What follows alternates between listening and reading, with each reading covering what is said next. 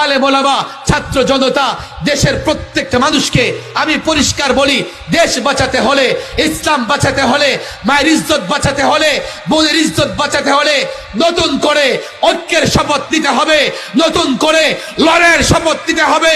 রব্বে কাবার কসম করে বলি, আলেম ওলামা, তৌহিদি জনতা, লড়াই করতে হবে না, ঐক্যবদ্ধ হয়ে বাংলার জমিন থেকে হুঙ্কার ছাড়ো, কাফের দুনিয়া আবারও পালিয়ে যেতে বাধ্য হবে ইনশাআল্লাহ।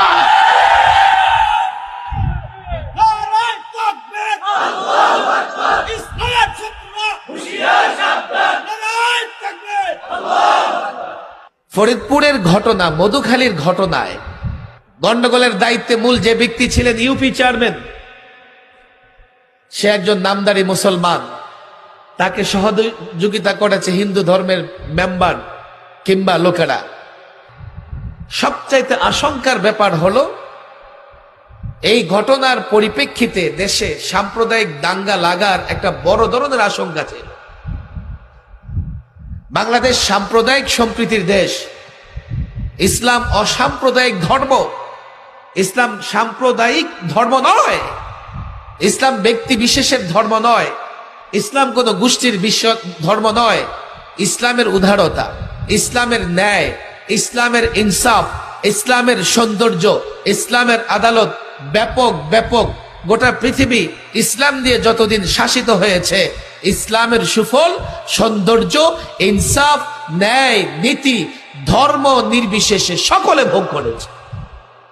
ইসলাম অসাম্প্রদায়িক ধর্ম, সবার শান্তির কথা বলে, সবার কল্যাণের কথা বলে, সবার নিরাপত্তার কথা বলে। ব্যথার জায়গা এটাই।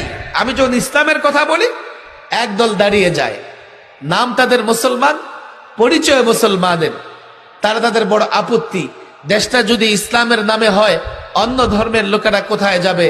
আমি বলি, দেশটা যদি ইসলামের হয়ে যায়, ইসলাম দিয়ে শাসন হয়, ইসলাম দিয়ে শাসিত হয়, বর্তমানে অন্য ধর্মের লোকেরা যতটা ভালো আছে তখন তার চাইতে বেশি ভালো থাকে।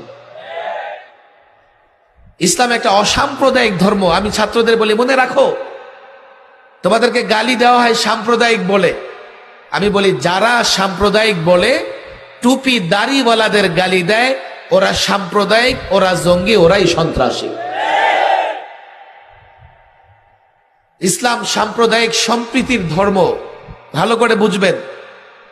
আর বাংলাদেশ সাম্প্রদায়িক সম্প্রীতির ক্ষেত্রে রোল মডেল। এদেশে ধর্মে ধর্মে কোনো মারামারি নাই, কোনো মারামারি নাই। এখন দেখেন, যদি